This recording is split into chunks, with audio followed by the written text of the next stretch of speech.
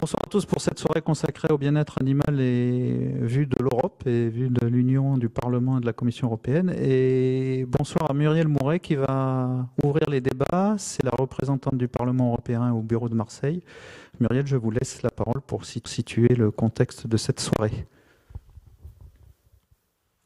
Messieurs, bonsoir. Excusez-nous pour ce retard.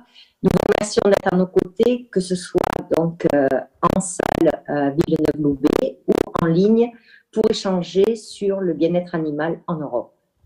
Tout d'abord, j'adresserai les remerciements de notre bureau du Parlement européen à Marseille à celles et ceux qui nous ont aidés à mener à bien ce débat de ce soir. Avant de vous présenter le rôle d'un bureau du Parlement européen et les invités de ce soir. Nos remerciements vont donc d'une part à Lionel Lucas qui nous accueille dans sa belle ville de Villeneuve-Loubet et à ses équipes avec qui nous avons travaillé de concert. Ensuite à Odile Medozzi, présidente du mouvement européen Alpes-Maritimes et de la Maison de l'Europe Côte d'Azur pour son implication en vue du succès de cette soirée. Quelques mots maintenant sur le rôle d'un bureau du Parlement européen. Il y en a un dans chacune des capitales des 27 États membres et certains pays comme la France ont un bureau régional. Le nôtre donc se trouve à Marseille et couvre le sud-est de la France, de Bourg-en-Bresse à Ajaccio. Son rôle consiste à faire connaître la démocratie parlementaire européenne incarnée par le Parlement européen, seule institution dont les membres sont directement élus par les citoyens. Il s'agit donc de rapprocher le Parlement européen et les députés élus avec les citoyens, associations, autorités locales comme les médias dans les territoires. Comment? Nous organisons, comme aujourd'hui, des débats thématiques ou des événements annuels lors de la Journée de l'Europe au mois de mai. Nous organisons des rencontres avec les jeunes, diffusons des informations sur l'Europe auprès des lycées, membres ou non de programmes comme Euroscola ou École ambassadrice. Enfin, nous guidons les citoyens comme les médias qui ont des questions sur le Parlement européen et ses activités.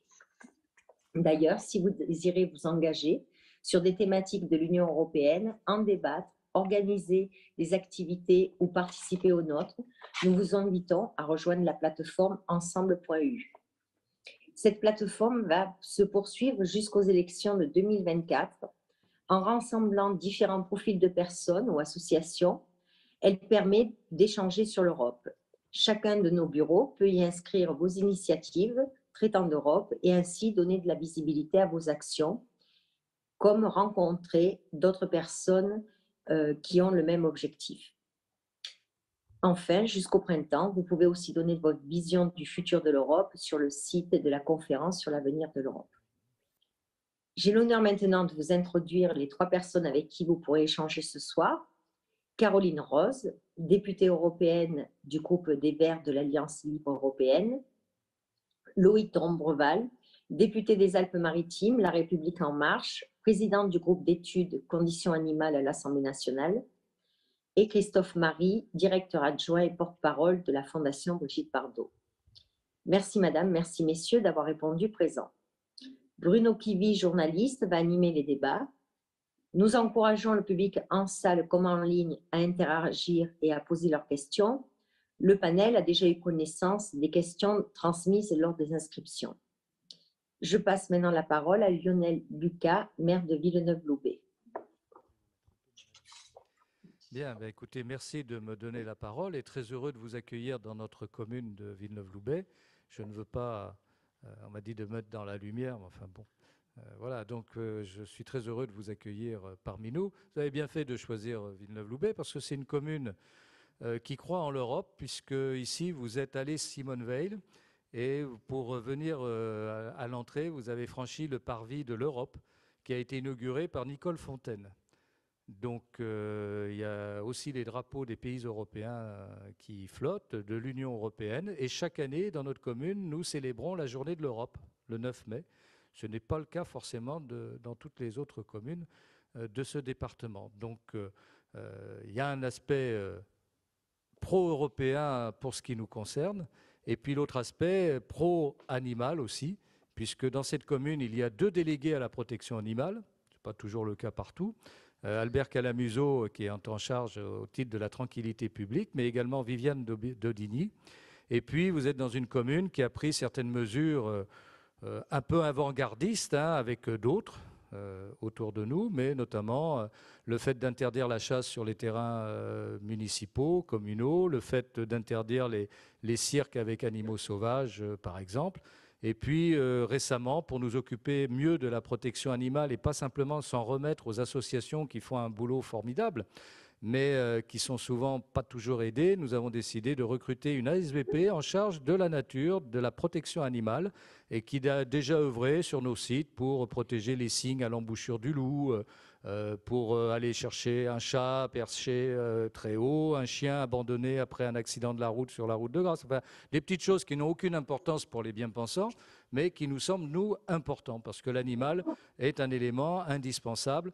Et nous avons cette conviction que la façon dont on se comporte encore dans notre pays vis-à-vis de l'animal, eh bien, est loin de compte. Et je pense que l'Europe, dans cette affaire, justement, doit améliorer les choses. Alors l'autre élément, c'est de saluer Caroline Rose, qui est villeneuvoise et députée européen, avec laquelle nous entretenons d'excellents rapports, non seulement de cordialité, mais aussi de proximité sur pas mal de sujets.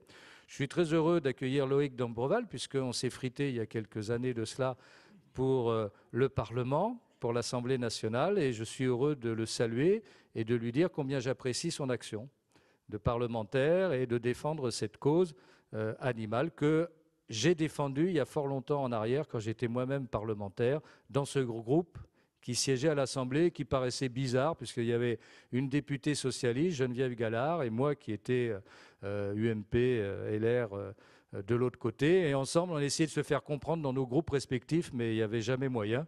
Donc, on n'a pas beaucoup avancé, malgré nos efforts. Je salue Christophe Marie, que je connais bien.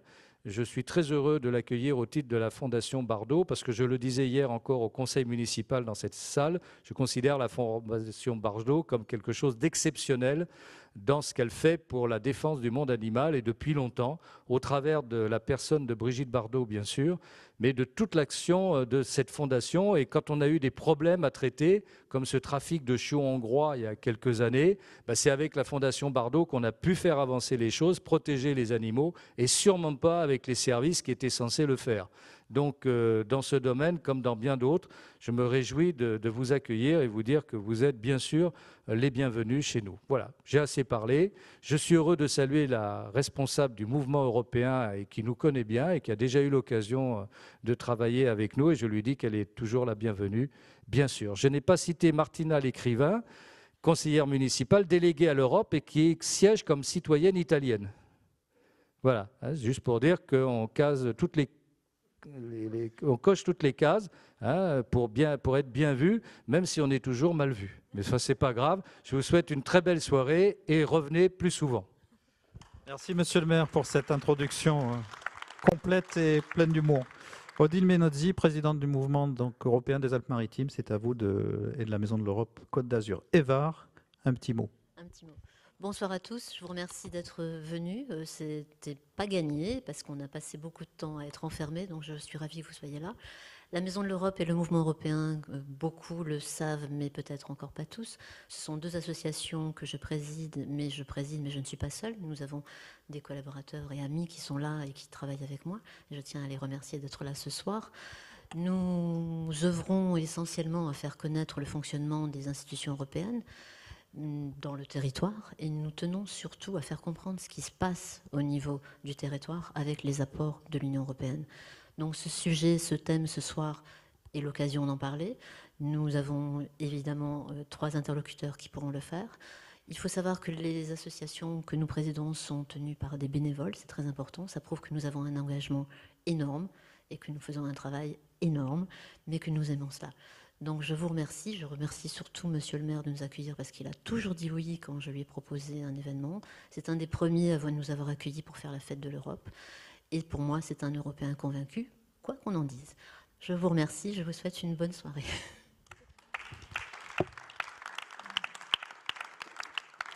Voilà, merci beaucoup. On va attaquer le vif du sujet avec ce débat. Donc nos 3 intervenants vont tour à tour un peu expliquer leurs actions en matière de bien-être animal, et au niveau européen ou pas, ou au niveau national. Et puis ensuite, ce sera l'échange avec vous ou avec les personnes qui sont connectées, qui déjà nous envoient des questions liées à la problématique de ce soir. Donc pour commencer, je vais demander à Caroline Rose d'intervenir. Elle est donc députée européen et évidemment, dans son action, le micro fonctionne normalement. Dans son action, l'animal est au cœur de ses préoccupations. Dites-nous-en un peu plus, Madame la députée. Merci, bonsoir à toutes et à tous. Et d'abord, je voulais remercier Monsieur le maire pour nous avoir permis ce soir d'être tous ensemble pour parler du bien-être animal. Je voudrais faire une petite parenthèse. Quand j'ai été élue en 2019, j'ai fait une expérience. J'ai téléphoné à toutes les communes de PACA pour savoir où c'est qu'il y avait des conseillers qui pouvaient s'occuper que du bien-être animal. J'en ai pas trouvé beaucoup. Alors, je suis fière d'habiter Villeneuve-Loubet parce qu'à Villeneuve-Loubet, en ce qui concerne le bien-être animal, on est bien lotis. J'ai appris via la grenouille l'embauche d'un garde nature et pour ça, merci. En ce qui, toi, dans ta ville, avance, et j'avoue que c'est un peu grâce à toi, vous êtes pas mal aussi au niveau du bien-être animal parce que toi, ça fait longtemps que tu es sur Vence et je sais que tu te bats pour le bien-être animal depuis longtemps. Pour parler des grandes lignes au niveau de l'Union européenne, on agit bien sûr sur le bien-être animal au sein de l'Union européenne, sachant que c'est pas facile, mais on se bat, on obtient des victoires, et j'avoue que la France est un petit peu à la traîne sur bien des sujets sur la protection animale. Je fais partie d'une commission d'enquête qui a été demandée il y a quelques années, avant mon mandat. On s'est battu pour avoir une commission d'enquête sur le transport des animaux vivants. C'est un sujet qui était identifié depuis longtemps par les associations de protection animale. On avait un rapport de mise en œuvre, on a une législation sur le transport des animaux vivants qui date de 2005, c'est la réglementation 1.2005. Mais cette réglementation, elle n'est pas suffisante, elle est mal appliquée et dans un cadre général, le texte est totalement insuffisant. Lors de cette commission d'enquête, elle a été créée il y a bientôt 1 an, puisqu'elle se terminera en décembre. On a fait un certain nombre d'auditions, on a rencontré des transporteurs, on a auditionné des experts, des vétérinaires. Et puis moi, j'avoue que j'aime bien le terrain et faire remonter les informations du terrain au Parlement, j'aime beaucoup. J'ai fait une première mission non officielle, parce que c'est vrai que pour avoir des missions officielles pendant le Covid, ça n'a pas été très évident. Donc j'ai fait plusieurs missions non officielles. La première en Italie, où c'était pendant la période de Pâques, sur des moutons. On s'est retrouvés dans des camions qui ont traversé plusieurs frontières, qui ont fait 36 heures de route avec des animaux mélangés dans les camions, des animaux non sevrés, avec des compartiments qui n'étaient pas adéquats, des tétines d'abreuvement, ils ne pouvaient pas boire puisqu'elles étaient destinées aux cochons, les litières n'étaient pas changées. Les papiers du camion n'étaient pas aux normes. Donc cette mission, on suit les camions sur l'autoroute, on double les camions, on appelle la police. La police arrive et contrôle les camions. Et j'avoue que j'ai été agréablement surprise par la formation des carabinieri en Italie, où ils sont impliqués, ils interviennent.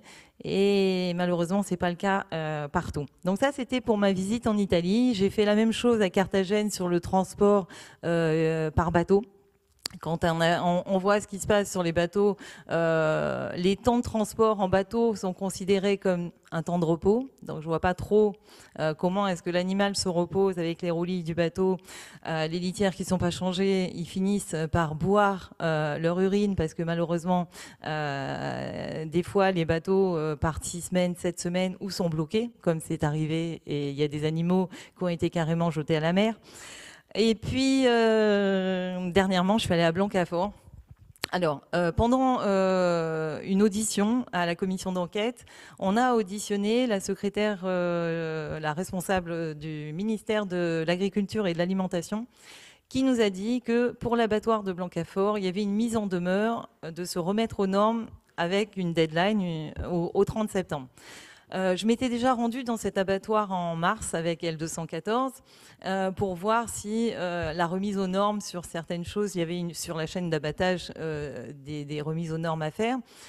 On avait été reçu par le directeur à l'époque qui nous avait dit que tout avait été fait, mais qui a refusé notre visite dans l'abattoir.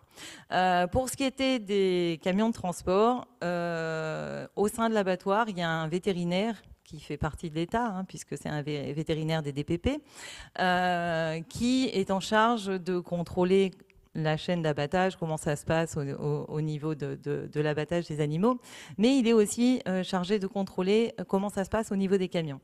Il faut savoir que quand les camions arrivent et comment sont chargés les animaux, mais on a eu un problème sur les camions, c'est que les cages sont trop petites, les ailes des dindes et des dindons, puisque dans cet abattoir c'est un élevage de dindes et dindons, les ailes dépassent des cages et la législation dit qu'un animal doit être en position naturelle, c'est-à-dire debout, et avoir suffisamment d'espace au-dessus de leur tête pour une ventilation. Et ce n'est pas le cas. Ça a été constaté par huissier. Malgré ça, ça continue, ça continue. Et donc, cette responsable du ministère nous avait dit, oui, ça concerne le transport, la deadline, c'est le 30 septembre. Donc, mardi, je suis repartie à l'abattoir. Donc, mercredi, à 5h du matin, j'étais devant l'abattoir avec L214. On s'est retrouvé avec des camions de gendarmerie, un service d'intervention puisqu'on a dit qu'on était violent. C'était pas le cas. Les gendarmes étaient très sympathiques. Ça s'est très bien passé. Sauf que le directeur de l'abattoir nous a dit non, je ne vous recevrai pas. Au bout d'une demi-heure, il nous a donné une petite feuille avec une adresse mail en disant je vous répondrai à vos questions par mail. Donc, je sais qu'il y a une extension de la mise en demeure au 29 novembre. Donc, je pense qu'au mois de décembre, on se retrouvera à nouveau à l'abattoir. D'ailleurs, si tu veux venir avec moi, tu es convié. Donc ça, c'est pour ce qui se passe au niveau des transports. Au niveau de ce rapport sur les transports, on revoit la résolution, donc le texte 1.2005 est en révision. On voulait juste le mettre à jour, mais on en a fait une révision complète. On a amendé le texte, on a 1300 amendements. Oui, on va passer sur les compromis et le vote du rapport d'enquête sera en décembre. Donc, on va voir un petit peu comment ça se passe. Et puis, on a d'autres victoires au sein du Parlement européen, c'est la fin de l'élevage en cage. On a eu une résolution, ça a été voté. On a une fin de l'élevage en cage en 2027. Alors, vous allez me dire, 2027, c'est loin. Mais quand on sait qu'au niveau législatif, on galère un peu au niveau des dates et c'est très long. Donc c'est une victoire aussi du Parlement européen. Et j'avoue que cette victoire, on la doit aux citoyens, puisque c'est issu d'une pétition d'initiative citoyenne européenne. On avait 1,4 million de signatures de citoyennes et citoyens qui ont signé. Et donc ça permet, ça oblige la Commission européenne à répondre. Et la réponse a été le travail des parlementaires et une résolution. Donc là, on a la fin de l'élevage en cage en 2027. Bravo. Merci Madame la députée. Alors je me tourne vers Monsieur le député. Caroline Rose parlait de victoire qu'elle a obtenue au Parlement européen. Est-ce que vous, dans votre action, dont on sait tout ce qu'elle implique et tout ce que vous avez déjà engagé, est-ce que déjà vous sentez les victoires arriver ou c'est compliqué au niveau national ? C'est compliqué, je vais vous expliquer pourquoi, mais je voudrais d'abord dire un mot de Lionel Lucas qui rappelait qu'on s'était frité il y a quelque temps, ce qui est vrai. Mais c'était avant. Il faut que vous sachiez que Lionel Lucas, il était dans le groupe qui s'appelait Protection Animale, groupe d'études de protection animale. C'était en, je pense, 2002, 2001 97. Donc ça fait 24 ans. Et donc il avait eu raison trop tôt. Parce qu'il y a 24 ans, si j'en juge de la façon avec laquelle aujourd'hui, nous, députés, travaillant sur ces questions, on est regardé, traité avec un petit air ironique, parfois en faisant des petits cris d'animaux. Aujourd'hui, en 2021, j'imagine ce que ça devait être pour toi, Lionel, en 97, quand avec Geneviève Gaillard, ma consoeur vétérinaire, par ailleurs maire de Niort, vous aviez créé et travaillé sur ce sujet. vous deviez être vraiment des extraterrestres. On a dû vraiment se moquer énormément de vous. Voilà. Mais vous aviez raison, parce que d'un avis unanime aujourd'hui, et quelles que soient les associations de protection animale qui travaillent sur le terrain depuis de nombreuses années, en particulier la Fondation Brigitte Bardot, je crois que chacune d'entre elles peut dire aujourd'hui de façon très claire que jamais ce sujet n'a été aussi présent dans l'esprit des Français, dans les médias, sur les réseaux sociaux. Et moi-même, depuis 2017, où je suis élu député, ça fait donc 4 ans et demi à peine, j'ai vu une évolution absolument claire de la mentalité et des échanges que je peux avoir avec mes collègues députés de l'Assemblée nationale qui regardent ce sujet d'un œil beaucoup plus bienveillant, commençant à comprendre qu'effectivement il y a un sujet. Et puisqu'on parle d'Europe, je pense que de façon absolument certaine, les élections européennes de 2019 ont été un facteur déclenchant de cette prise de conscience politique. Le score du Parti animaliste en 2019, en mai 2019, 2,16%, 500 000 voix en France, a été un électrochoc pour de nombreux députés, en particulier ceux qui sont les députés du groupe d'études chasse, agriculture, etc. Je ne pense pas que ça leur ait fait plaisir. Mais c'est un fait. Et aujourd'hui, on ne peut plus s'épargner du traitement de cette question à un niveau politique. Et je vous fais le pari, ce soir, je le fais à chaque fois quand il y a une réunion, que l'année prochaine, dans les programmes présidentiels, quel que soit le candidat ou quelle que soit la candidate, il y aura un chapitre, une page, un paragraphe au moins qui sera dédié à ces questions. Quelle victoire est-ce qu'il y a pu y avoir en l'espace de 4 ans et demi ? La première victoire, je vais vous dire laquelle c'est d'avoir réussi à inscrire un texte en débat à l'Assemblée nationale pendant 2 jours. Et quand on ne sait pas, Lionel lui il sait parfaitement, mais quand on ne sait pas comment fonctionne l'Assemblée nationale et la difficulté qu'il peut y avoir à inscrire un texte à l'ordre du jour en débat, c'est une première victoire. Première victoire, 2 jours de débat avec un vote à la quasi-unanimité. Alors, je sais pas, il y a 2 UDI qui ont voté contre, je sais pas pourquoi, enfin bon, bref. Mais sinon, unanime. Et d'ailleurs, c'est extrêmement agréable parce que c'est un sujet qui est particulièrement transpartisan. De l'extrême gauche de l'hémicycle, avec les Insoumis, jusqu'à l'extrême droite de l'hémicycle, sauf ces 2 UDI perdus, tout le monde a voté pour la proposition de loi. Qu'est-ce qu'elle contient très rapidement? 4 chapitres. Un premier chapitre qui est destiné à lutter contre l'abandon et la maltraitance des animaux de compagnie. Un deuxième chapitre qui va renforcer un certain nombre de sanctions pour les mettre, pour rendre au fond, l'objectif c'est de rendre le travail du juge un peu plus facile, souvent perdu entre le code rural, le code de l'environnement, le code civil, le code pénal, enfin bref, à la fin il ne sait plus trop. Et le fait même qu'il y ait ce chapitre qui va renforcer cette sanction pénale est un message extrêmement important adressé aux juges. Chapitre 3, la faune sauvage en captivité, Lionel en parlait.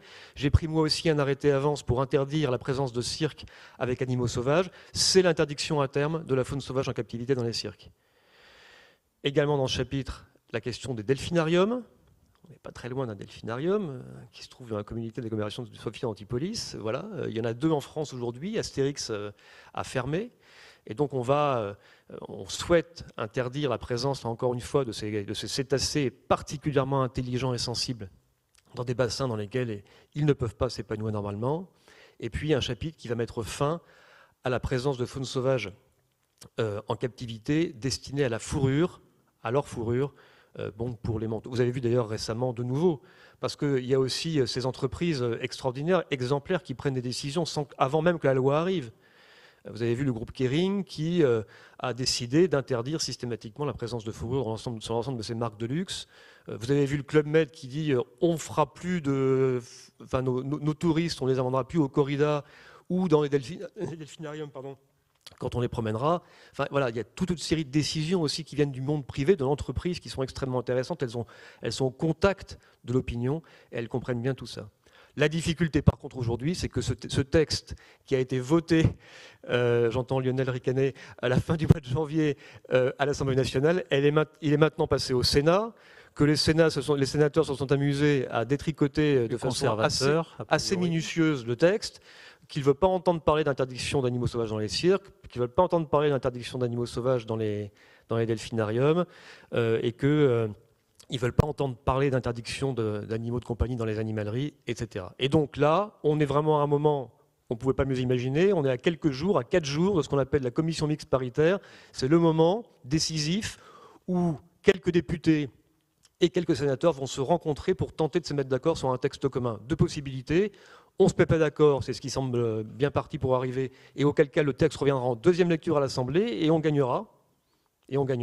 Et ce texte reviendra en deuxième lecture à l'Assemblée, j'en ai la garantie. En espérant que ça revienne avant le mois de juin. Avant le mois de février, puisque en fait, là, il y a une interruption de session parlementaire au 28 février en raison de l'élection présidentielle. Donc on aura 4 mois devant nous. On m'a garanti que le texte reviendrait et que le gouvernement l'imposerait au Sénat en deuxième lecture. C'est la mauvaise solution. La bonne solution, ça serait de se mettre d'accord avec les sénateurs. Ça sera jeudi prochain, 9h30, vous penserez à moi. Ça se passera à l'Assemblée nationale et c'est mal barré. Mais non.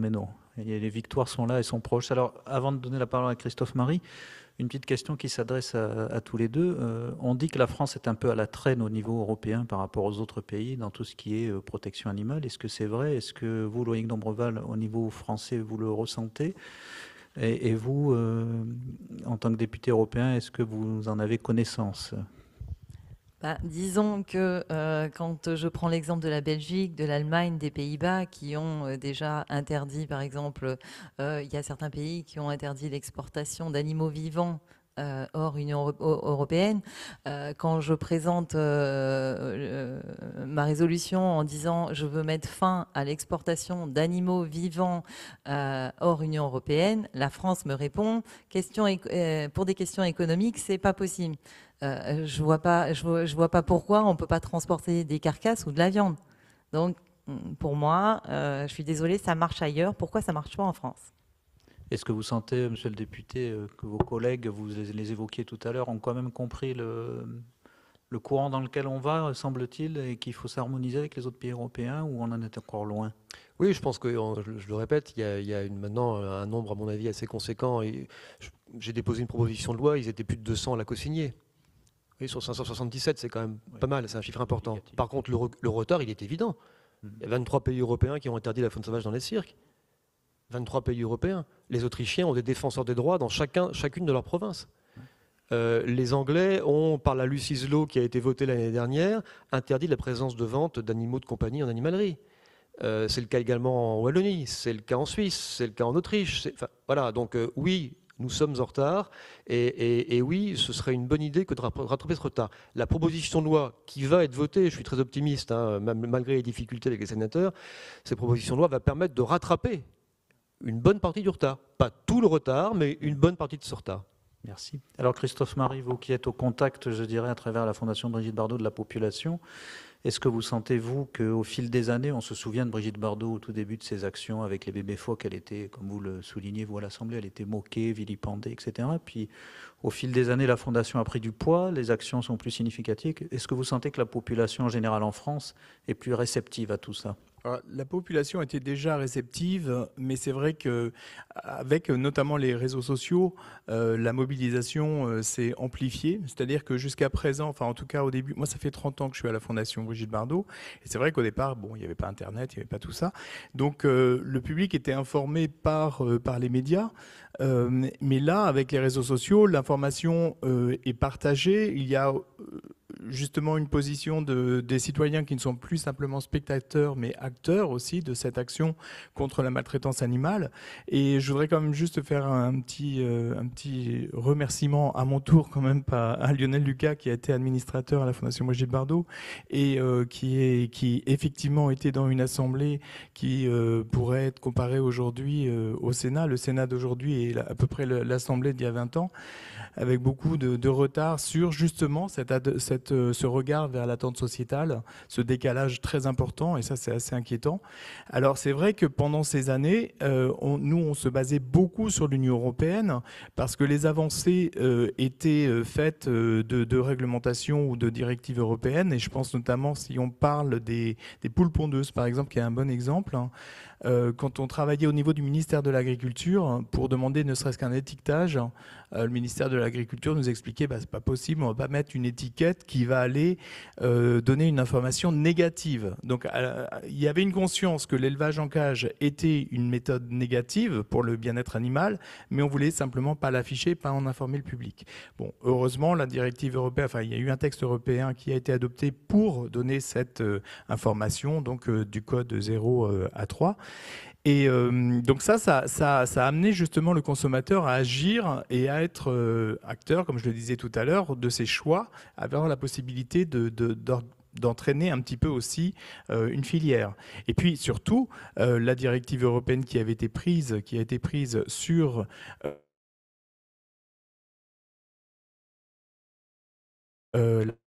des cages de 550 cm² et qui sont passées à 750 avec quelques aménagements. Bon, ça reste de la cage extrêmement mauvais pour les animaux et c'est pas du tout intéressant.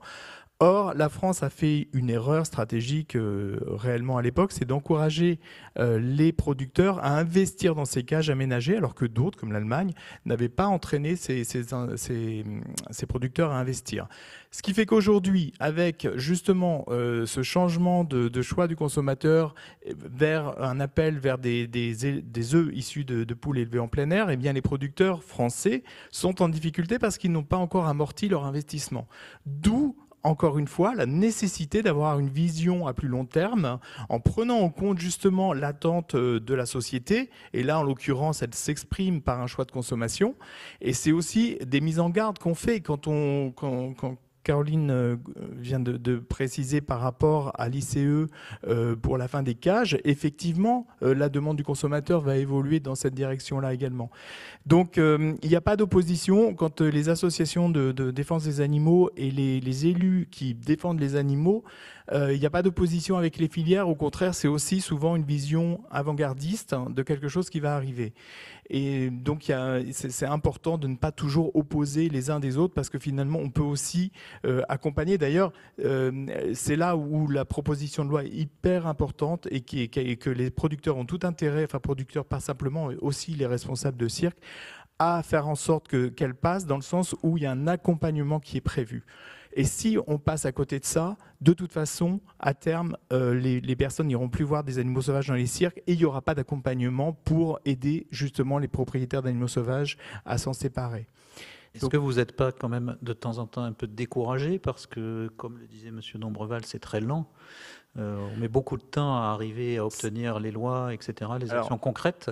Doublement, parce qu'en fait, il y a cette lenteur pour l'adoption des textes, mais il y a aussi rien de totalement définitif. Si je pense par exemple aux éléphants, qui étaient à l'annexe 1 de la Convention de Washington pour interdire tout commerce de l'ivoire, etc., certaines populations étaient déclassées. Donc, une victoire d'un jour peut se transformer en échec à terme. Donc, c'est toujours, effectivement, rien n'est définitif. En revanche, il y a quand même eu des avancées qui ont été faites véritablement grâce, encore une fois, à l'Union européenne, et je pense aussi à l'arrêt des tests sur les animaux pour les cosmétiques. Voilà, sur 10 ans, il y a eu trois périodes, donc sur les produits finis, sur les ingrédients, etc., pour arriver à la fin des tests. Et à l'époque, idem, la France était d'ailleurs le seul pays à avoir attaqué ce texte pour essayer qu'il ne se mette pas en pratique. Or, quand il n'y a pas eu le choix, eh bien, des industries comme L'Oréal notamment ont investi dans le développement d'alternatives, ont déposé des brevets et au final, tout était bénéfique aussi pour eux parce que les brevets, ils ont pu les amortir et en tirer de l'argent. Donc effectivement, c'est parfois décourageant, mais c'est le sens de l'histoire, c'est le sens de l'évolution de tous et c'est pour ça que les freins souvent mettent en difficulté les personnes qui je pense par exemple à la FNSEA ou d'autres, prennent des décisions de blocage supposées pour aller dans le sens des agriculteurs et au final, ils les mettent en difficulté justement en niant une évidence que effectivement on est, nous, dans le sens de l'évolution et de l'histoire. Enfin, quand je dis nous, c'est pas nous, les défenseurs des... Voilà, mais même c'est le public en général, c'est le public qui a raison. Alors, vous avez été l'auteur, je le montre au public, de ce livre, L'Europe des animaux, avec Pascal Durand. En fait, Utiliser le levier européen, donc ça veut dire quelque chose d'important. Oui, en fait, c'était un constat qu'on avait fait à l'époque avec Pascal, c'était juste avant les élections européennes, c'est-à-dire que justement, il y avait toute une première partie qui est sur les apports de l'Union européenne dans le domaine de la condition animale, et une deuxième partie qui était un état des lieux des différents États membres, et c'est là où on voyait qu'effectivement, de nombreux États membres étaient très en avance. Et d'ailleurs, rien n'est figé, parce que quand on pense à l'Italie, ou la Belgique, il y a 30 ans, enfin moi, au début que j'étais à la Fondation, ça faisait partie des mauvais élèves. Et ils ont rattrapé ce retard. Et la PPL qui est en débat permettra, comme le disait Loïc, à la France de rattraper son retard partiellement. Donc rien n'est non plus complètement bloqué, mais effectivement ce livre avait un peu cet objectif de montrer justement les différences et aussi les apports, parce que là vous parliez de Brigitte Bardot et des phoques. Alors moi j'ai pas connu la première campagne en 77, mais en 2006 quand on est retourné au Canada, que ça n'a rien donné, donc en retour elle a été reçue par Stavros Dimas qui était commissaire européen de l'environnement. Le règlement européen qui a été adopté, donc l'embargo sur tous les produits issus des pinnipèdes, eh bien ça sauve chaque année 350 000 phoques, puisque les quotas d'abattage sont de 400 000, il y en a à peu près 50 000 qui sont tués pour les populations locales, et ça on ne peut pas y faire grand chose, mais en tout cas le marché de la fourrure est bloqué grâce à l'Union, parce qu'à la même époque on avait rencontré Nicolas Sarkozy à la présidence, et il ne s'était pas engagé pour la France, mais il y avait suffisamment d'États membres qui avaient pris des dispositions nationales pour arriver à une harmonisation des textes européens. Alors Caroline Rose, la Fondation Brigitte Bardot, elle est en quelque sorte en France et en Europe et dans le monde comme une espèce de lobby pro-animal, et je lui dis ça sans aucune critique ni péjoratif, mais est-ce qu'au niveau européen, justement, vous n'avez pas affaire en face de vous à des lobbies d'industriels ou de groupements qui veulent surtout pas que ça bouge ? Ah si, on en a plein. On voit ce qui se passe par rapport à la PAC, la politique agricole commune en ce moment. D'ailleurs, lundi, on a un débat sur la stratégie de la ferme à la fourchette, où on a un lobby extraordinaire en ce moment, je dirais. Il tape à toutes les portes pour faire en sorte que, justement, des députés, des conservateurs, etc., change d'avis. Personnellement, moi, je voterai contre la PAC dans l'état où elle est aujourd'hui. Je ne peux pas voter pour cette PAC. Pour moi, c'est impossible. C'est encore payer des agriculteurs à l'hectare et on ne favorise pas les productions locales, etc. Il y a trop de choses et il n'y a rien ou pas grand-chose pour le bien-être animal dans la PAC. Je suis contente parce qu'on a réussi à intégrer un amendement contre l'élevage, enfin contre les subventions d'élevage pour les taureaux destinés à la corrida. Et l'amendement, il est passé. Donc ça, j'avoue que ça a été chaud, mais on y est arrivé. Oui, ça, c'est un des combats que vous menez, Loïc Dombreval. Est-ce qu'on parlait d'opposition, comme le disait Christophe Marie, comme le soulignait Caroline Rose, est-ce que vous, dans votre rôle de député qui porte le bien-être animal fortement et partout en France, vous n'avez pas une opposition qui viendrait plutôt, je dirais, des élus de la ruralité qui sont peut-être pas encore ouverts justement à ce bien-être animal ? Si, bien sûr, des élus de la ruralité, des élus qui sont dans des départements fortement agricoles, ce qui n'est pas le cas des Alpes-Maritimes. Ouais. Par contre, dans les Alpes-Maritimes, il y a énormément de chasseurs qui sont pas spécialement, avec lesquels je ne suis pas spécialement en odeur de sainteté. Parce qu'à un moment donné, c'est ça aussi le sujet, c'est que, vous savez, c'est des combats qui sont difficiles. C'est une question que vous avez évoquée avec Christophe. C'est des combats qui sont extrêmement difficiles, mais c'est des combats si vous les portez avec conviction, avec votre cœur, vous ne réfléchissez pas aux échecs, aux difficultés que vous pouvez traverser. Vous avez un objectif. Il n'y a pas beaucoup de sujets sur lesquels je suis persuadé que j'ai raison. Celui-là, j'en suis persuadé. Vraiment persuadé. Et du coup, les difficultés qu'on traverse, on les traverse de façon beaucoup plus sereine. Par exemple, avec les chasseurs, je suis probablement le premier député à avoir jamais rédigé une tribune dans Nice Matin pour dire que la chasse à la glu fallait arrêter. J'ai dans les Alpes-Maritimes et dans ma circonscription de la chasse à la glu. C'est pas grave. C'est pas grave. Il faut porter son combat, comme le font les lobbies. Les lobbies, c'est pas grave. Ça existe, on le sait, tout le monde le sait. Qu'est-ce qu'ils font ? Ils défendent leurs intérêts. C'est comme n'importe qui. C'est ce qu'on en fait. C'est les arguments qui sont apportés par ce lobby, c'est les méthodes qui sont employées qui sont parfois à remettre en question. Mais à la fin, c'est le député, il est libre de voter en son âme et conscience. Donc on parle souvent des lobbies, mais c'est pas grave. C'est à la fin, encore une fois, dans son âme et conscience, avec ses convictions, parfois contre l'avis d'une majorité qui peut être celle de sa circonscription ou de son pays, qu'on est élu et qu'on vote. Et qu'on prend des décisions qui sont parfois... Mais sur la ruralité, je voudrais quand même dire une chose, et en particulier sur la chasse. Je crois qu'on se trompe. Je crois qu'on se trompe même quand... ils se trompent, ces députés, hommes ou femmes, quand ils pensent qu'ils servent la ruralité en étant sur des positions extrêmement pour la chasse, pour l'agriculture intensive. Conservatrice, oui. Voilà. Je pense qu'ils se trompent. Et c'est pas moi qui le dis, ce sont les sondages qui le disent. Quand vous regardez de façon très attentive la façon avec laquelle les habitants des zones rurales réagissent à la chasse sur leur territoire, vous vous rendez compte de façon absolument claire qu'une majorité d'entre eux, mais pas une petite majorité, une grande majorité d'entre eux aimeraient bien pouvoir se promener plus tranquillement avec le chien et la famille le dimanche ou le mercredi. C'est ça la réalité.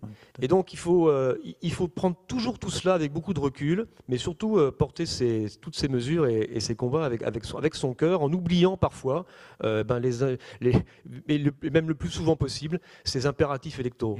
Oui, c'est tout à votre honneur. Voilà, merci à tous les trois. Maintenant, on va passer la parole à la salle. Donc, ils sont là pour vous répondre et vous éclairer sur la thématique du bien-être animal en Europe, puisque c'est quand même placé sous le signe de l'Europe ce soir. Donc, je suis à votre disposition. On va vous faire passer un micro. Est-ce qu'il y a une question dans la salle? Est-ce que quelqu'un veut se lancer? Oui. Allez-y, monsieur. Oui, bonjour, Christian Razo. Je m'occupe d'une association pour la promotion du droit animalier. Exactement, ça s'appelle l'ADA, Association pour le développement du droit animalier. Je m'adresserai à Madame Rose. Vous avez parlé de la fin de l'élevage pour 2027. Moi, il me semblait que j'avais entendu une date qui était 2023. Alors, est-ce que c'est sur autre chose? Est-ce que vous pourrez me porter des précisions?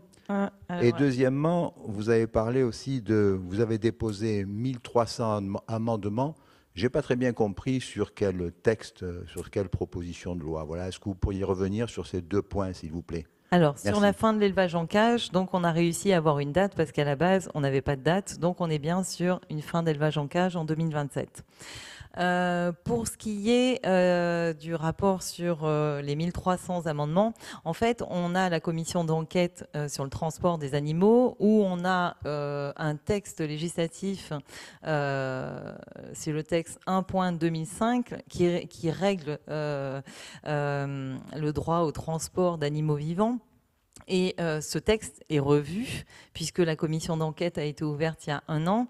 On a revu le texte avec différents autres groupes politiques, puisque chaque groupe politique nomme un rapporteur sur le texte de la résolution. On fait une révision de la résolution entièrement. Et comme on fait une révision de la résolution, on a déposé des amendements pour avoir une nouvelle résolution. Donc, d'où les 1300 amendements pour améliorer les conditions de transport des animaux. Ma position est sur le transport des animaux. C'est 8 heures maximum de transport par camion. C'est 4 heures pour les lapins et la volaille. Et interdiction des animaux non sevrés. Mettre fin à l'exportation hors Union européenne. Et pour éviter justement le transport maritime. Les animaux non sevrés aussi, parce que pour moi, je trouve qu'il est absolument anormal de transporter des animaux qui sont absolument pas sevrés. On peut absolument pas les nourrir tels qu'ils devraient l'être dans les camions. Et puis, lors de la commission d'enquête, si je m'adresse à l'industrie laitière, la vache fait naître un veau qu'on lui enlève quelque temps après. Est-ce qu'il est normal de retrouver un veau dans une ferme d'engraissement en Espagne qui partent ensuite par bateau pendant 6 semaines, 7 semaines, 8 semaines pour être abattus hors de l'Union européenne. Donc c'est pour ça que je veux mettre fin à l'exportation d'animaux vivants et transporter plutôt des carcasses. Alors, une personne qui suit le débat en ligne nous demande ce que c'est ICE. Vous en avez parlé, mais peut-être repréciser, parce Alors, que tout c'est le monde ne connaît pas ces termes. une initiative citoyenne européenne. En fait, c'est une pétition qui est lancée où il faut un minimum de 1 million de signatures pour la fin de l'élevage en cage. On a réussi à avoir 1 400 000 signataires. Ça oblige la Commission européenne à réagir après 1 million de signatures. Et justement, on a ressorti une résolution pour mettre fin à l'élevage en cage. Voilà. Merci pour ces précisions. Allez, juste préciser, c'est très contraignant, hein, c'est pas une simple pétition parce qu'il faut donner son numéro de passeport, etc. Donc ça montre qu'effectivement il y a une vraie volonté derrière d'aller au bout. Et d'ailleurs, quand on parle de l'ICE pour la fin des cages, alors peut-être que la confusion pour 2023, c'est que la Commission européenne a dit qu'effectivement à l'horizon 2023, elle se positionnerait sur la fin des cages dans le cadre de Farm to Fork. Alors voilà, ferme à l'assiette. Voilà, fourchette, oui, bon. de la ferme. Plusieurs traductions et je ne sais jamais laquelle est la bonne pour la France. Du coup, voilà, donc l'ICE, c'est effectivement quelque chose de très contraignant, mais la France avait eu un bon résultat en termes de signature par rapport à cette ICE-là. La Commission n'a pas toujours une obligation de réponse, puisqu'on l'avait vu, la première ICE, c'était sur Stop Vivisection, qui malheureusement n'a rien donné. Mais en même temps, enfin, nous, au départ, on était moyennement chaud sur cette ICE dans le sens où on arrivait peu de temps après une directive européenne sur l'expérimentation animale, donc il y avait peu de chances que le débat soit rouvert. Il y a aussi une question de calendrier à bien choisir pour lancer ce genre d'initiative, et là, ça s'y prêtait particulièrement pour la fin des cages. Oui, on sait qu'en France, c'est très difficile à mettre en place. Et pour info, il y en a une qui est lancée, et je lui tiens, c'est pour la fin de la coupe des ailerons de requins. Donc, on l'a mise en place il n'y a pas très longtemps et elle est en train de monter, donc si vous voulez la signer. Alors, dites-nous voilà. en plus. C'est pour arrêter justement la consommation. La consommation de ces ailerons. En fait, qu'est-ce qu'on fait? On pêche un requin, on lui coupe l'aileron et puis on le remet à la mer. Il s'asphyxie en mer, juste pour récupérer les ailerons. Donc voilà. Oui. Qu'on trouve d'ailleurs dans certains restaurants du bord de mer en plat du jour. L'été venu, ça souvent encore, hein, du requin qu'on consomme. Une autre question? On vous amène le micro, madame. Merci. Bonjour, j'habite Cannes-sur-Mer et j'ai un pigeonnier. J'ai des mandarines dans une grande volière et toutes les graines que je récupère qui ne me mangent pas, je me les mets dans le jardin pour les petits oiseaux. Il est arrivé des pigeons. Alors je suis convoquée à la mairie lundi. Monsieur Dombreval, c'est pas marrant parce que quand vous connaissez la municipalité de Cagnes, vous avez tout compris. Nous allons rentrer sur le terrain glissant de la politique locale, mais monsieur Dombreval... Je ne fais pas de politique, monsieur, je vous le dis tout de suite. Monsieur le député, c'est à vous qu'on s'adresse. Alors, je téléphone à la police. Je vais vous dire la réponse. Madame, vous êtes chez vous, vous faites ce que vous voulez. J'ai contacté un avocat. Madame, vous êtes chez vous, vous faites ce que vous voulez. Et eux, ils me parlent de sanitaire. Oui, alors je pense que ce n'est pas aussi simple, malheureusement, là, problématique. Je suis contente d'avoir une réponse, je vous le dis.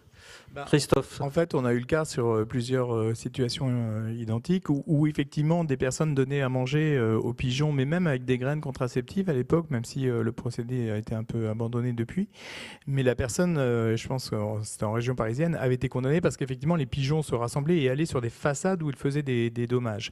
Donc non, c'est pas simplement parce que ça se passe chez vous, mais le fait de les rassembler et potentiellement d'emmener des nuisances ailleurs, ça peut être verbalisé. Donc il suffit de faire preuve de bonne volonté. Bon, après, il faut savoir que les animaux libres, faut éviter de créer cette dépendance aussi en leur donnant de la nourriture. La nourriture, ils en trouvent de toute façon.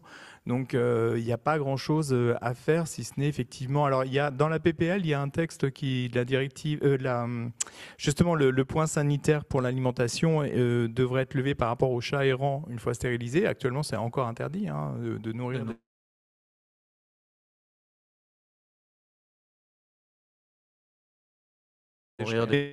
Et en ce qui concerne les pigeons, il ne faut pas non plus créer de dépendance pour ces animaux qui peuvent trouver leur nourriture ailleurs. Moi, je ne suis pas très favorable. Mais bon, après, c'est à vous de faire preuve de bonne volonté, de dire que vous ignoriez la chose, et puis voilà. Oui, mais il y a une plainte. Il y a une plainte. Oui, d'accord, mais il y a une plainte, donc ça veut dire qu'il y a une nuisance par rapport à quelqu'un, donc il faut faire attention à ça, puisque vous...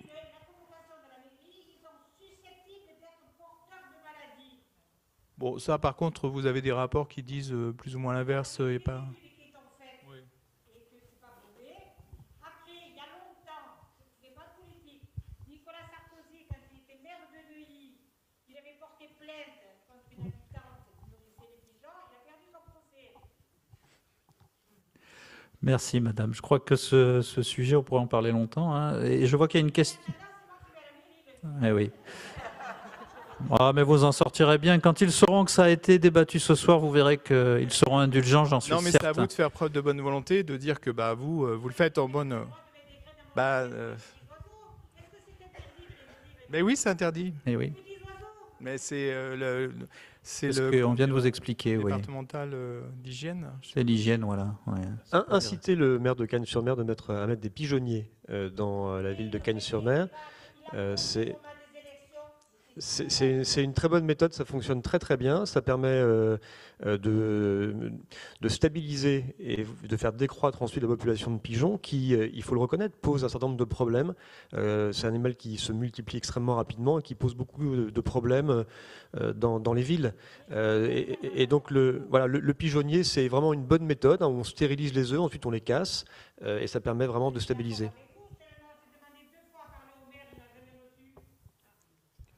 Ouais, ça va venir. Merci, madame. Oui, vous inquiétez pas. Vous verrez l'influence de ce débat ce soir, il va tout de suite vous recevoir. Il y a une question d'une personne qui nous suit en ligne sur les delphinariums, vous l'évoquiez tout à l'heure, Caroline Rose, et elle pose la question du fait que si on ferme les delphinariums en Europe, comme ça sera peut-être le cas ici notamment, on expédie les animaux dans des pays tiers comme la Chine. Alors est-ce que l'Europe, voire la France, pourrait se positionner contre ces exportations d'animaux vivants? Parce que oui, qu'est-ce qu'on fait des cétacés qui sont dans les delphinariums qui ferment? En principe, il est prévu de les sanctuariser ensuite. Moi, on avait avec le Jacques, puisque pour les delphinariums, notamment Marineland, je suis souvent en manifestation avec le groupe anti-captivité, avec One Voice aussi, L214, etc. et un certain nombre d'associations où on manifeste devant Marineland pour justement mettre fin à la captivité de ces cétacés. Et ce serait une aberration de les renvoyer en Chine pour aller dans d'autres delphinariums. Donc ça, au sein de l'Europe, il va falloir qu'on travaille là-dessus parce que il est absolument, c'est une aberration de les prendre d'un côté pour les remettre de l'autre. Je veux dire, bon, c'est une aberration. Tu voulais rajouter quelque chose ? Oui, il y a une particularité de l'animal sauvage. L'animal sauvage, quand il est en liberté, il n'a aucun droit, il n'appartient à personne, il n'a aucun droit. Et donc on peut en disposer comme on le souhaite. Vous pouvez pratiquer un acte de la plus grande cruauté sur un animal sauvage, rien ne vous sera reproché, vous ne serez pas sanctionné pénalement. Par contre, l'animal sauvage qui est en captivité devient la propriété de celui qui le détient. Les orques de Marineland appartiennent à Marineland. Un orque, ça coûte très cher. Ça coûte environ 1 million d'euros. Ça sera il faut rajouter à ce prix le prix d'un transport, mais ça sera qui coûte environ 150-200 000 euros par orque. Mais on peut être de la meilleure volonté du monde. Ces animaux sont la propriété de Marineland. Et donc, il sera extrêmement délicat, compliqué de pouvoir de leur dire ce qu'ils auront à faire avec ces animaux qui sont leur propriété.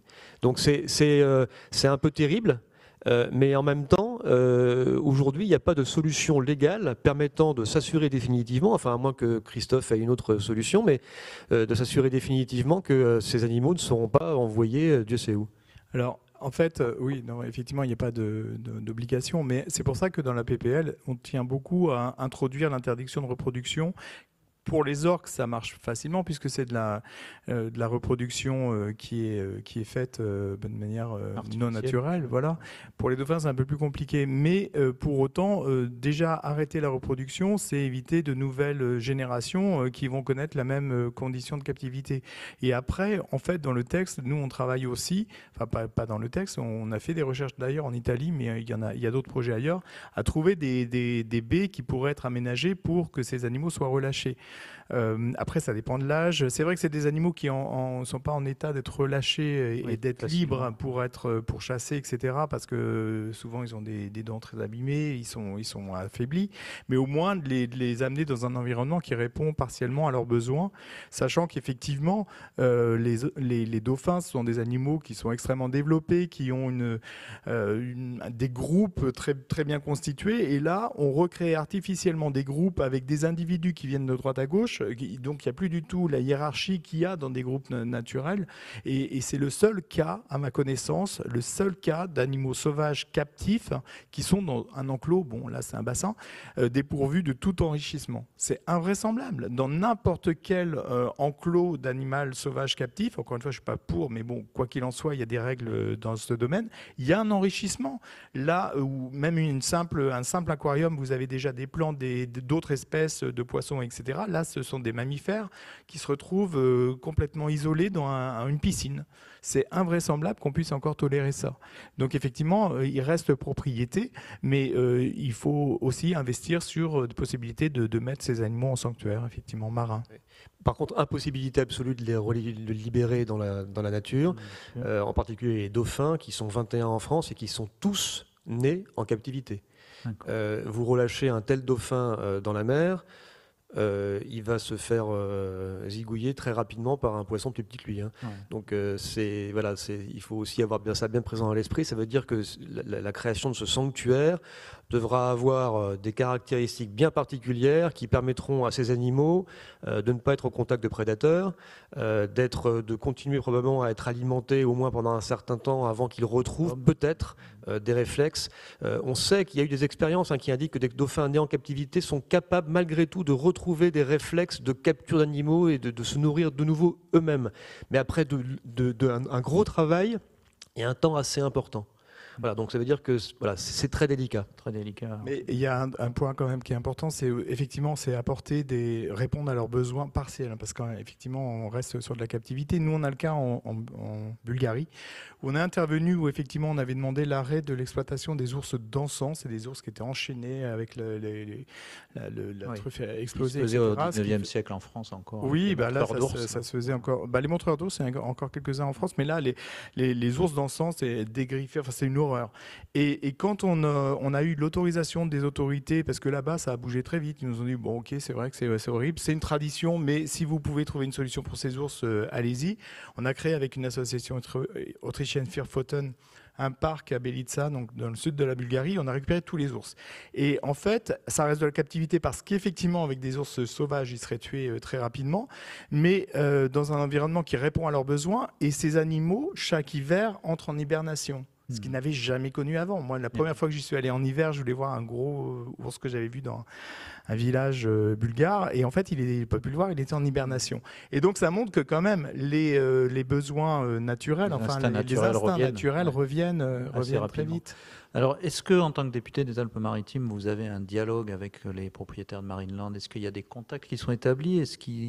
Comment ils se positionnent aujourd'hui par rapport à vos actions, l'un et l'autre? Alors, par rapport à mon action, moi, j'ai eu le droit au chantage à l'emploi, parce qu'on m'a dit, un peu comme le directeur de l'abattoir à Blancafort, il m'a dit, mais qu'est-ce que vous voulez qu'on ferme? Il y a 200 salariés.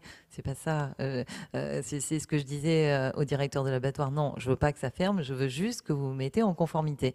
Et pour Marineland, il y a les possibilités de faire en sorte que les salariés travaillent, par exemple, au sein du futur sanctuaire, par exemple, qu'ils soient reformés. Et bon, voilà. Moi, j'ai rencontré à plusieurs reprises M. Picot, c'est le nom de ce directeur, dans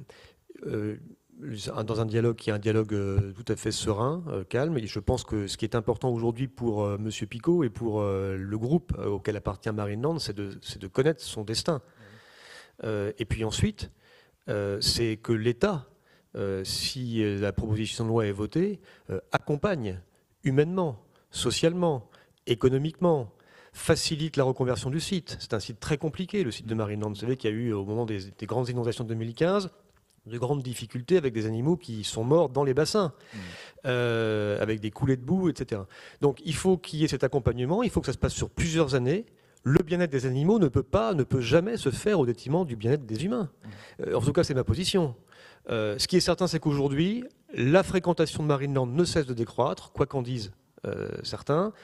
C'était 1,5 million de visiteurs il y a une vingtaine d'années, c'est environ 800 000 aujourd'hui. Ouais. Voilà, ça c'est une vraie réalité. prise de conscience qui s'est établie. Bien sûr, c'est une réalité. Et c'est la même chose dans les cirques. Tout à l'heure, Christophe l'évoquait, c'est exactement la même chose dans les cirques. Donc il y a cette prise de conscience, souvent qui vient d'ailleurs de la jeunesse. Il y a deux catégories de population qui sont particulièrement sensibles à la question animale, c'est les femmes et les jeunes. Voilà. Ce qui me rend extrêmement optimiste et ce qui me fait dire que voilà, ça va forcément aller dans le bon sens. Les jeunes en particulier aujourd'hui disent à leurs parents, moi j'ai pas envie d'aller au cirque voir des ours faire du vélo. Et au fond, c'est bien ça la question. Qu'est-ce qu'on veut expliquer à nos enfants ?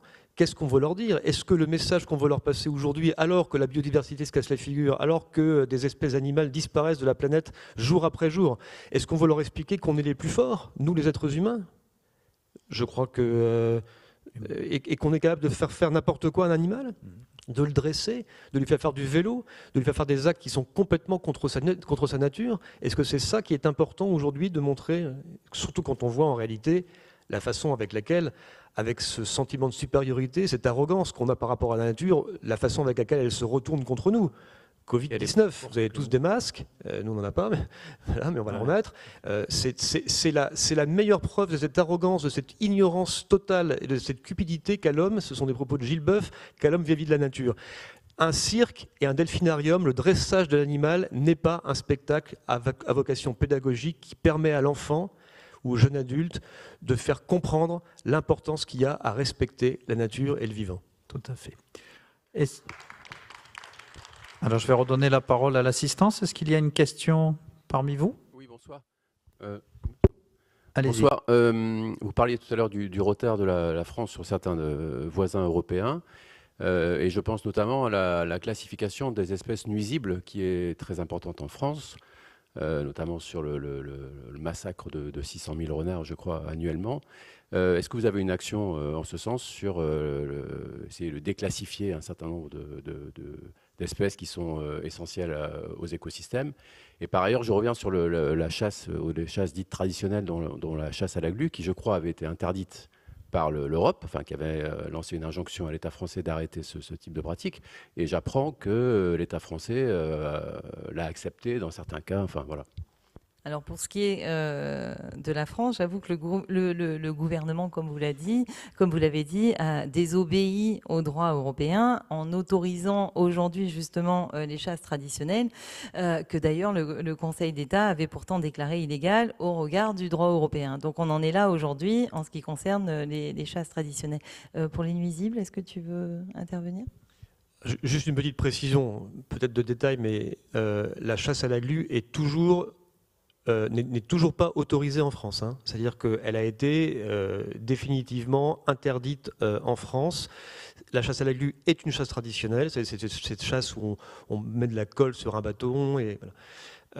Celle-là n'est pas concernée par, vous avez raison de le noter, les arrêtés ministériels qui ont été pris aujourd'hui et qui concernent d'autres types de chasses traditionnelles, dites à la tendrie, à la matole, voilà, et qui vont effectivement tuer des alouettes, des vanneaux, toute une série d'oiseaux, voilà, des merles, des pluviers, etc. Donc c'est absolument regrettable.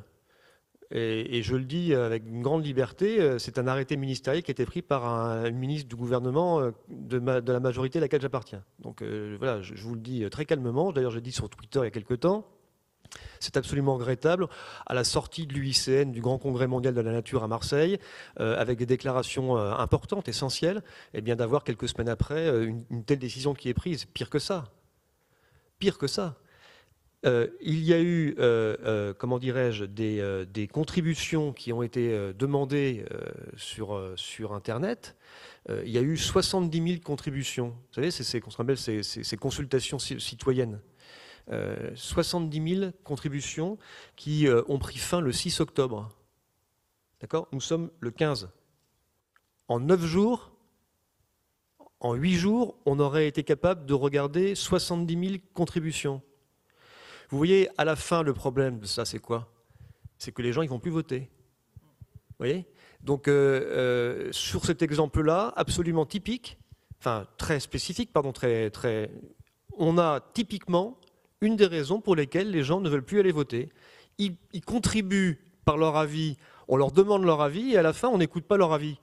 Voilà, et donc forcément, eh bien, il y a des tensions et la démocratie représentative en prend un coup dans l'aile, c'est le cas de le dire. Bon coup, oui. Christophe Marie, la Fondation Brigitte Bardot avait été très engagée, si je me souviens, à une époque contre la chasse à la palombe, par exemple.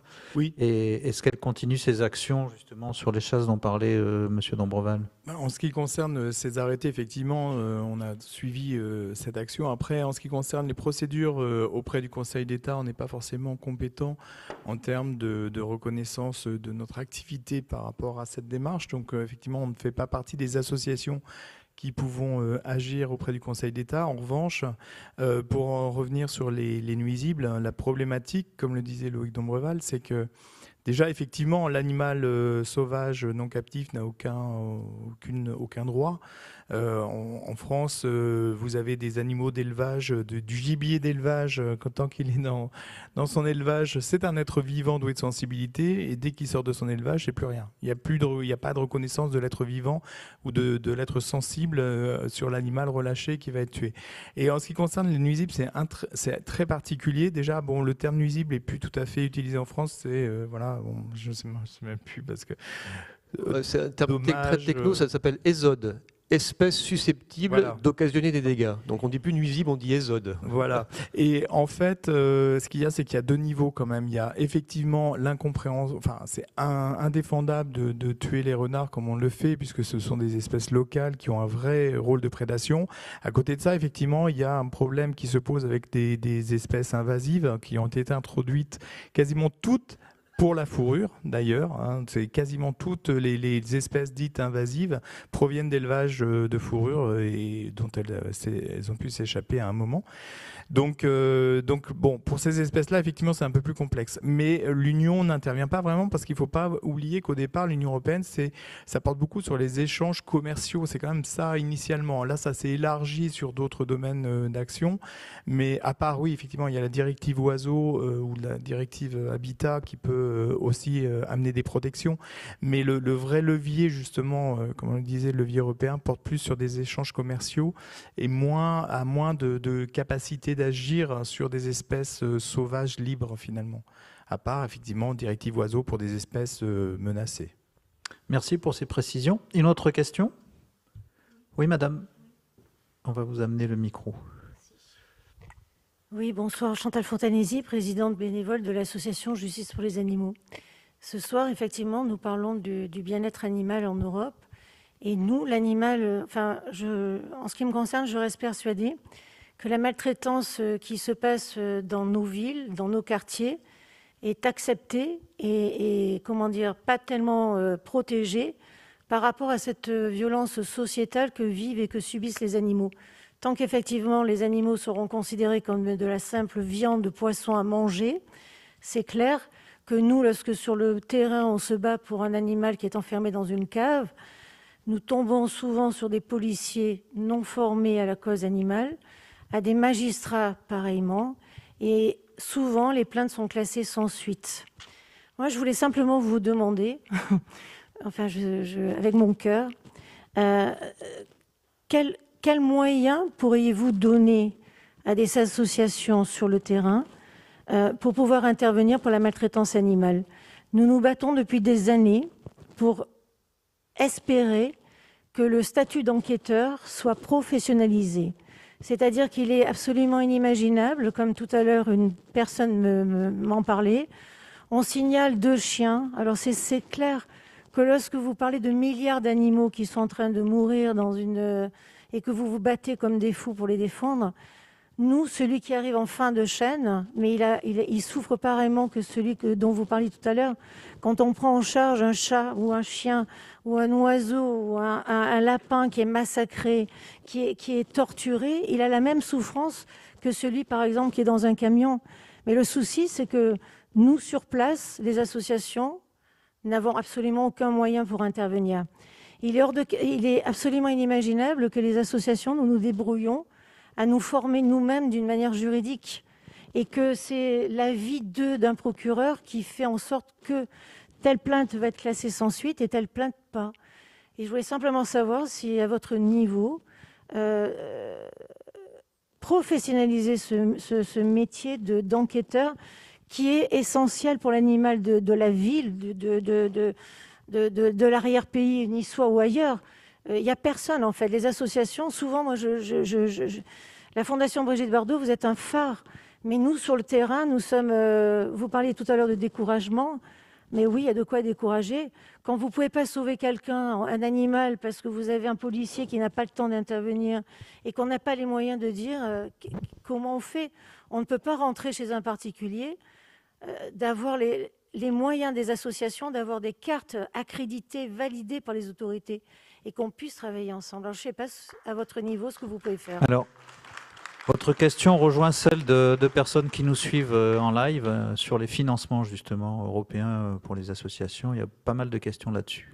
Comment aider les associations? Je vous en remercie. Et puis comment peut-être, je dirais aussi, suivre l'exemple de la commune de Villeneuve-Loubet finalement, qui a mis les moyens pour agir dans ce domaine, hein, comme le soulignait monsieur le maire tout à l'heure. Si je peux me permettre, nous avons été reçus par la municipalité de Nice parce que nous nous battons depuis des années aussi pour une brigade municipale qui pourrait travailler en collaboration avec la nationale et la DDPP.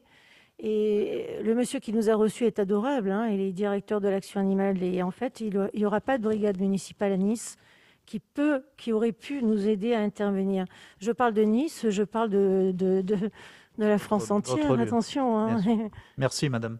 Alors au niveau des fonds européens, je vous avouerai qu'on a des fonds ruraux, mais je ne suis pas convaincue que les fonds ruraux puissent aider les associations. On a des fonds, mais il faut un projet pour qu'on puisse débloquer un fonds. Et j'avoue que quand on demande des financements européens, vous avez un dossier qui est épais comme ça, où il faut justement que les associations fassent les avances sur pas mal de choses, mais c'est des appels à projets. Après, au niveau des régions, il y a des fonds qui sont débloqués parce qu'il y a des associations qui sont financées et qui ont des financements publics. Hein. Mais au niveau européen, je sais que c'est compliqué pour les fonds associatifs. Hein. Non, mais...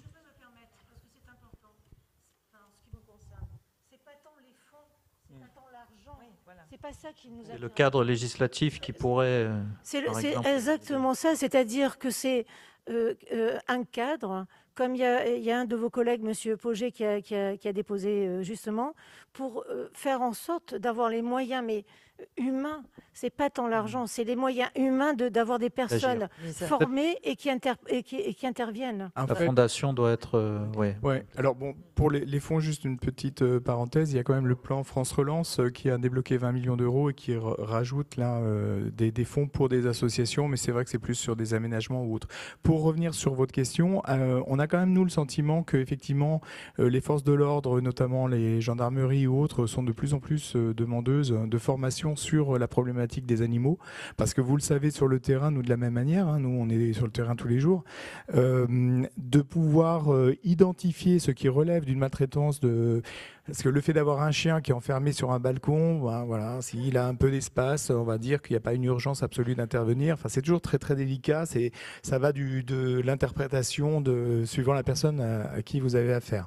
Mais vous avez tout à fait raison. Nous-mêmes, on manque de formation au niveau de nos enquêteurs bénévoles, parce que c'est très difficile de les former sur la réglementation, aussi leur faire savoir ce qu'ils ont le droit, pas le droit de faire. Et donc c'est quelque chose qu'on porte depuis très longtemps, depuis les rencontres Animal et Société notamment, une reconnaissance effectivement, comme ça l'est en Angleterre, hein, enfin en Grande-Bretagne, sur un rôle réel, enfin reconnu des enquêteurs, des inspecteurs pour pouvoir intervenir. Pour autant, ça nécessite un encadrement, une formation qui n'existe pas encore et qui serait bénéfique pour tout le monde, hein, on en est conscience. Donc effectivement, vous avez parfaitement raison. Nous, on nous signale tous les jours énormément de maltraitance et quand on envoie quelqu'un sur place, eh bien, c'est très difficile. Les forces de l'ordre sont prêtes à bouger un petit peu, mais au niveau des parquets, vous avez raison, c'est difficile à faire suivre, même si la chancellerie avait envoyé un rappel il n'y a pas très longtemps, une circulaire, voilà, pour essayer de sensibiliser les parquets et ne pas classer les affaires de maltraitance. Mais bon, il y a encore beaucoup de travail à ce niveau-là. Est-ce qu'on peut imaginer, Loïc Dombreval, inscrire dans la loi, par exemple, des lanceurs d'alerte animaliers? Je prends ce terme hein, pour faire un peu un parallèle. Est-ce qu'il pourrait y avoir un cadre législatif qui se mette en place là-dessus ou ça vous paraît un peu utopique? Non, ça ne me paraît pas du tout utopique. Je connais très bien Éric Pauget et j'avais, je crois d'ailleurs, signé sa proposition de loi sur la création de cette idée d'enquêteur. C'est pas anodin, Christophe Marie vient de l'expliquer. On peut pas comme ça, sur quelqu'un qui n'est pas officier de police judiciaire, laisser quelqu'un rentrer dans des domiciles. Enfin, vous voyez, ça réclame quand même une formation, un cadre d'intervention extrêmement précis. Bref, c'est un gros travail. Cette proposition de loi réclamerait, si on voulait espérer qu'elle devienne une réalité, qu'elle fasse loi, réclame un énorme travail. Un énorme travail. Donc ça sera pour le prochain mandat. Ça sera Eric qui s'en occupera, ou ça sera moi, ou ça sera tous les deux. Mais en tout cas, l'idée est extrêmement intéressante. Je voudrais quand même vous dire une chose, c'est que ça a été aussi évoqué, les magistrats, j'ai rencontré encore le procureur de la République de Nice, procureur de la République de Grasse, le président du tribunal de Nice, ils sont de plus en plus sensibles à la question. Ils savent parfaitement qu'on ne peut plus juger aujourd'hui une affaire comme on l'a jugée il y a encore quelques années. Premier point. Deuxième point, on m'a demandé d'intervenir au sein de l'École nationale de la magistrature sur les élèves de première année pour les sensibiliser à la question. C'est très nouveau. Voilà, donc tout ça va, je sais bien, pas assez vite, mais va en tout cas dans le bon sens. Voilà, donc proposition de loi, là pour cette législature, sur la question de l'enquêteur, c'est trop tard. Prochaine législature, ça me paraît être un chantier qui va prendre de nombreux mois, hein, mais un chantier intéressant à mettre en œuvre. Merci. Est-ce qu'il y a encore une question? Oui, là-haut, madame. En fait, nous sommes éblouis, donc on a du mal à vous identifier. Toutes nos excuses. Oui, bonjour, Nathalie Soisson. Je suis vice-présidente d'une association qui s'appelle l'Association pour la protection des animaux par le droit. Et je suis également enquêtrice bénévole pour la Fondation Brigitte Bardot. Et j'ai eu quelques expériences à Nice et dans la région assez épouvantables. Où, par exemple, à Villefranche, j'ai été déposer plainte pour un cheval et les policiers effectivement ne connaissaient absolument pas de quoi je parlais. Et quand je leur ai montré le texte de loi sur le code, en fait, le code, il était de siècle dernier, leur code. Donc c'est un petit peu triste. Par ailleurs, à Nice, j'ai rencontré une personne, un policier très, très serviable et très favorable à notre cause, qui devait intervenir sur ses temps de repos, parce que sinon, il se faisait taper sur les doigts par sa hiérarchie. Vous savez peut-être de qui je parle, parce que je crois qu'il est assez connu. Et au moment d'aller porter plainte, on m'a déconseillé, et heureusement, je suis Fondation Brigitte Bardot, donc j'arrive pas comme ça, j'arrive avec une carte, comme m'a dit madame, d'une association d'une fondation qui est reconnue. Et on m'a déconseillé en me disant, maintenant, de toute façon, c'est trop tard, il vaut mieux attendre d'autres conditions. Et la dame à qui j'ai parlé était extrêmement volontaire pour m'aider aussi, et en me donnant des trucs pour, en fait, essayer de faire aboutir ma plainte en dépit des règlements et des procédures locales. Donc c'est vrai que quand on en arrive là, c'est vraiment triste. Sur la question des formations, notre association, d'ailleurs en lien avec la Fondation Brigitte Bardot, essaye de monter justement ce genre de formation pour les gendarmes, policiers, pompiers, etc. Et donc, si on a le soutien d'autres associations locales, tant mieux, tant mieux, tant mieux. Est-ce que Caroline Rose, merci madame, est-ce que Caroline Rose, au niveau européen, quand vous voyagez justement et que vous traitez de la condition animale dans d'autres pays de l'Union européenne, est-ce qu'on a des méthodes différentes ailleurs? Est-ce qu'il y a des pays qui ont mis en place des choses un peu plus pugnaces, j'allais dire? Je dirais que là, sur le transport des animaux, puisque moi je fais partie de la commission d'enquête sur le transport des animaux, c'est ce qu'on demande justement, ça fait partie des amendements qu'on a déposés, c'est la formation des services de police pour que justement ils n'arrivent pas au camion et qu'ils connaissent même pas la réglementation. Sur Blancafort, les gendarmes que j'ai vus, j'ai sorti le texte pour leur expliquer qu'est-ce qu'il fallait contrôler et ils le savent pas. Donc, ils m'ont renvoyé à une autre brigade, mais il fallait un référé par la préfète, etc. Le problème, c'est qu'ils ne sont pas au courant. Ouais. C'est pas qu'ils ne veulent pas le faire, c'est qu'ils ne sont pas au courant. Finalement, on a le sentiment, comme vous le disiez tout à l'heure, que la société civile est en avance sur la législation et les corps de l'État qui n'ont pas encore intégré tout ça. Non, c'est un peu ce qu'on peut se dire. Une question encore, s'il vous plaît? Oui, je vois une main qui se lève.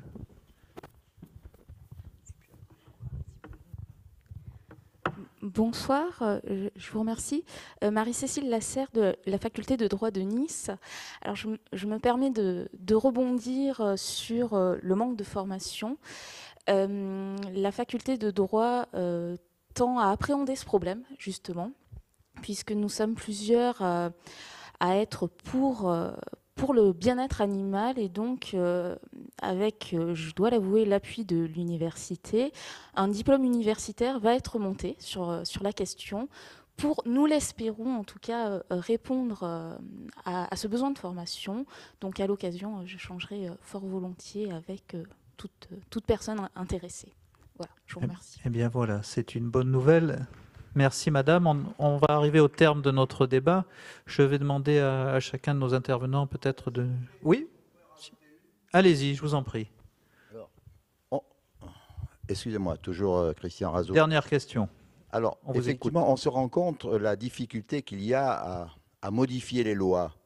Donc, les propositions de loi, ça doit passer à l'Assemblée nationale, ensuite ça passe au Sénat, ça passe en commission paritaire mixte. Donc on voit, dès qu'on veut faire quelque chose, il faut modifier ces lois, et Dieu sait s'il y en a. Que pensez-vous d'une faculté comme la faculté de droit de Toulon, qui propose de modifier le code, la façon globale de défendre les animaux? Vous savez qu'actuellement, il y a deux façons pour défendre. Il y a les êtres humains qu'on défend, donc avec la personnalité humaine, et il y a les sociétés qu'on peut défendre, ce sont les personnalités morales, la personnalité morale. Et de glisser entre la personnalité humaine et de glisser la personnalité morale, la personnalité non humaine. Donc changer la façon de concevoir complètement l'animal dans le droit actuel. Monsieur le député. Oui, c'est un grand débat qui a été porté et qui est toujours porté de façon extrêmement énergique par un grand professeur de droit qui s'appelle Jean-Pierre Marguenot, qui est celui qui a créé le premier à Limoges, le premier DU. Et je suis très heureux, je savais que Nice allait également se lancer dans cette démarche. Le premier DU de droit animalier. Effectivement, il y a eu une réussite, on peut le dire, en tout cas partielle, en 2015, avec un amendement qui a dit que dans le Code civil, l'animal était un être vivant doué de sensibilité et que sous réserve des lois qui le protègent, l'animal est soumis au régime des biens.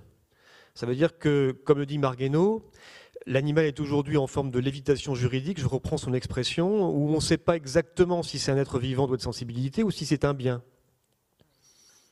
Ce qui d'ailleurs cause des difficultés, complique la tâche des juges, qui prennent un code ou un autre, ne savent pas très bien s'il faut qu'ils jugent le fait qu'on ait maltraité l'animal comme si on avait maltraité un objet ou une voiture. Et donc, effectivement, cette idée de Jean-Pierre Marguenot, qui a vu d'ailleurs des avancées dans d'autres pays dans le monde, notamment en Amérique du Sud, eh bien, me semble être une piste extrêmement intéressante de création de quelque chose, en l'occurrence pas quelque chose, mais d'un être vivant qui n'est pas un homme, mais qui n'est pas un bien non plus. En fait, c'est un animal. Alors on l'appelle personnalité non humaine, on pourrait l'appeler animal, on pourrait l'appeler de différentes façons, mais effectivement, cette idée me semble une idée très intéressante à poursuivre. Elle est extrêmement compliquée à la fois juridiquement et politiquement à mener à bout.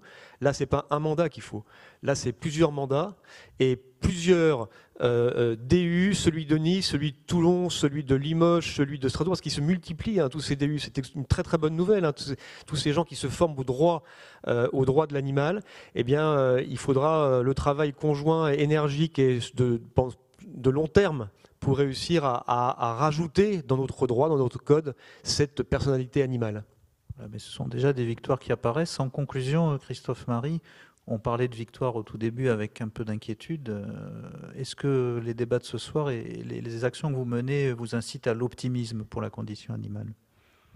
Oui, parce qu'on voit quand même les choses aller dans une direction qui est plutôt positive et justement aussi voir que des politiques maintenant ne méprisent plus le sujet mais considèrent que c'est un vrai sujet, ce qui n'était pas le cas il y a encore 15 ans ou même moins.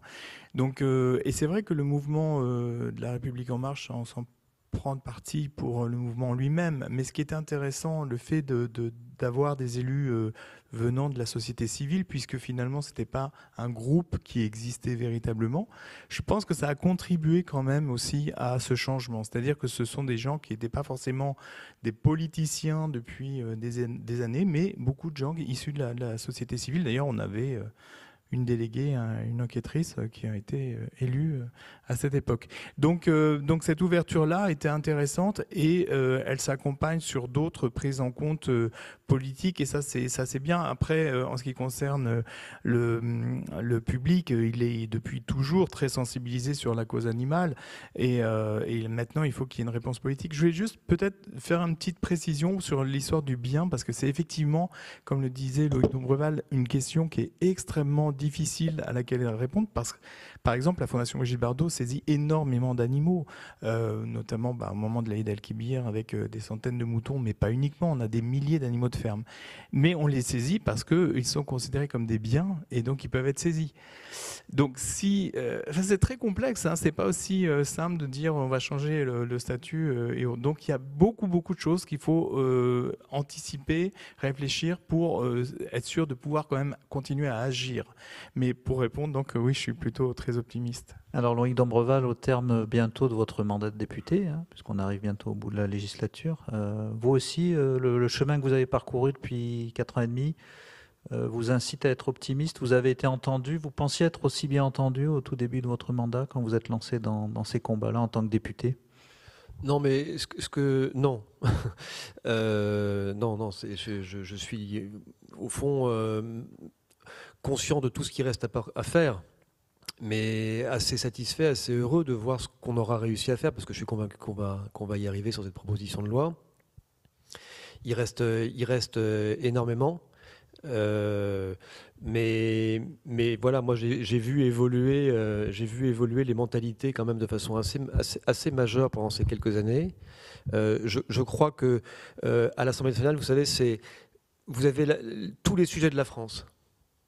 Tous les sujets de la France. Et si vous voulez, si c'est votre tempérament et c'est le mien, être capable d'agir concrètement sur quelque chose, vous devez être extrêmement pugnace, ne rien lâcher, être toujours présent, emmerder le monde et se moquer d'emmerder le monde, se moquer qu'on vous dise que vous les emmerdez et continuer à ne rien lâcher. Et je pense qu'il n'y a que comme ça, quel que soit le sujet, à l'Assemblée nationale, que l'on peut faire avancer quelque chose et à la fin se dire, voilà, j'ai participé un petit peu avec mes collègues parce qu'on n'est jamais seul. Un vote, c'est plusieurs personnes, sinon on perd. C'est une majorité, sinon on perd. Et c'est comme ça qu'on peut... Voilà. Et je crois qu'on va y arriver. Il reste énormément de choses à faire. Il y a eu des avancées. Il y a eu quelques reculs. On en a parlé tout à l'heure sur ces arrêtés, par exemple, sur les chasses traditionnelles. qui sont très décevants. Mais à la fin, et je ne veux pas faire de la politique, machin, je ne suis pas en campagne, et trucs, mais franchement, à la fin, et je l'entends de la part des associations de protection animale qui ont une grande valeur, qui sont indispensables, et qui ont des avis et de l'expérience sur ces questions-là, je crois qu'on pourra dire que le bilan sera globalement plutôt positif. Même si, encore une fois, sur de nombreux aspects, on n'aura pas avancé assez, voire on aura reculé. Merci pour ces paroles. Caroline Rose, vous allez conclure. Alors, on peut se féliciter ce soir parce que c'est quand même le mouvement européen qui est à l'origine de ce débat ce soir. C'est l'Europe qui est souvent critiquée, etc. Enfin, vous le savez mieux que moi. C'est la faute et à aujourd'hui, voilà, aujourd'hui, on voit en quelque sorte la valeur ajoutée de l'Europe et de tout ce que vous pouvez faire, vous, à votre niveau, pour le bien-être animal, y compris dans notre pays et dans notre région. Oui, c'est vrai. Moi, je suis très contente de faire ce débat aujourd'hui parce que souvent, j'ai des gens qui me disent oui, enfin, de toute façon, l'Europe, ça sert à rien. Et j'ai rencontré des jeunes sur des écoles ambassadrices européennes qui, eux, ont sensibilisé leurs parents et ont expliqué à leurs parents à quoi ça servait l'Europe. Ils ont fait des ateliers européens, je trouve que c'est très bien. Et il n'y a pas très longtemps, en allant chercher les champignons, il y avait un petit panneau avec le drapeau européen et ce qu'a financé l'Europe. Et je pense que c'est important de savoir que tous ces fonds, enfin, qu'il y a une grande partie des fonds qui viennent de l'Europe et qui servent à un chemin. Et les gens, ça, ils le savent pas. Et je pense que le combat du bien-être animal en Europe, il avance. Les gens, ils sont sensibles justement au bien-être animal. Les jeunes qu'on a retrouvés dans la rue pour le climat sont sensibles au bien-être animal. Ils veulent aujourd'hui travailler avec un environnement sain et être utiles justement à ce que notre planète, elle évolue, mais qu'elle évolue bien dans le bon sens et préserver justement nature, biodiversité, animale. Et c'est pour ça que moi, je me battrai jusqu'au bout, comme tu l'as dit, et je lâche rien non plus parce que je pense qu'au Parlement européen, je passe souvent pour une emmerdeuse, mais c'est pas grave et je continue à me battre. C'est une qualité en l'occurrence. Merci à tous les trois, on peut vous applaudir.